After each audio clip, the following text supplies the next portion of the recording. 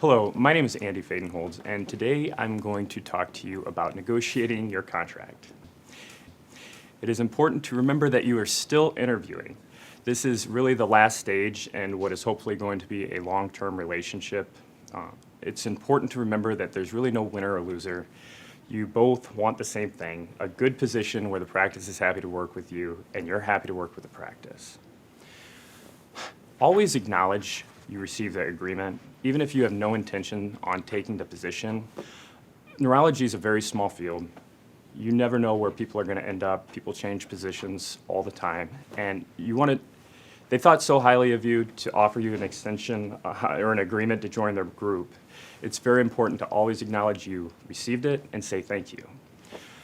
Never negotiate via email and just send over a list of bullet point items. You always want to make sure you ask for those changes in person if possible, which I know is hard during COVID, but over the phone at least. You want to be thoughtful about your requests.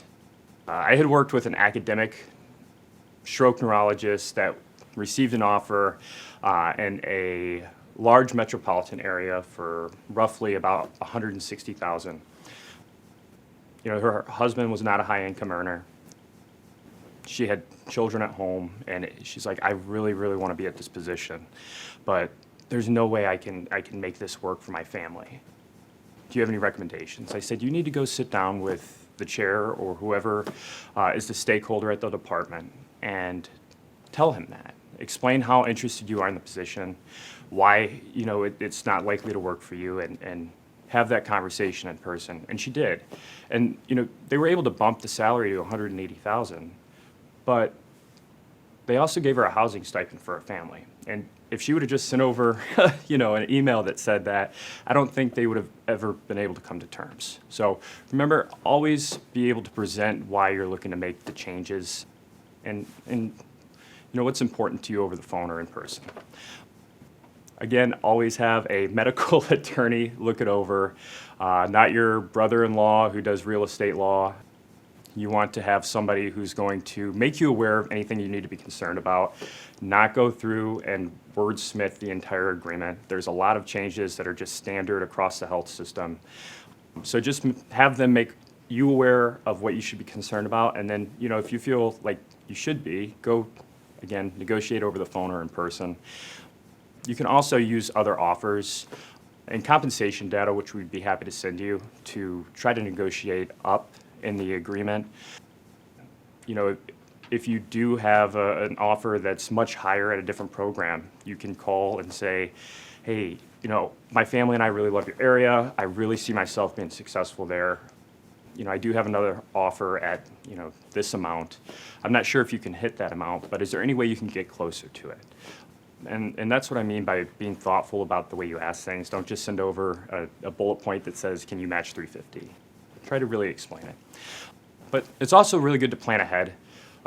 Some of these programs do put expiration dates on the contracts that they send out. So have a contract attorney in mind even before you receive the agreement.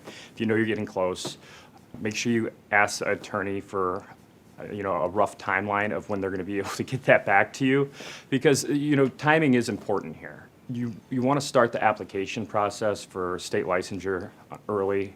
If you know you want to be in a specific state, maybe you have family there and you're like, there's nowhere else I'm going to look, you can start applying for that even before you start the interview process and add that to your CV. It really helps them understand how important it is for you to be in that region.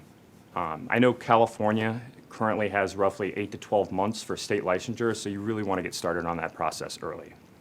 So in conclusion, when you're negotiating the contract, there's no winner or loser. You're really trying to build a long-term relationship with your future employer. You want to make sure your expectations align with the practice. I had worked with another candidate who received an offer for a stroke director position, and they wanted to go to a comprehensive stroke center within 5 years.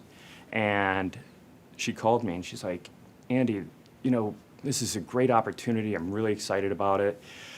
I was looking over the agreement and they allocated like $250,000 in my first year to help build this comprehensive stroke center. that won't even buy the software I need. She needs to make sure that the expectations of what she's able to do and the expectation of what the practice is able to offer align. And she went back, and they did end up coming to an agreement, but if she would have taken that position without having that conversation, she could have ran into some real issues. So make sure, a piece of paper is important, but trust is much more important. And if you talk with the other neurologists and the other people in the group, and they genuinely seem happy, that's going to go much farther than a piece of paper. If you have any questions or would like information on compensation or the neurology market, please feel free to reach out to me via email or phone at any time.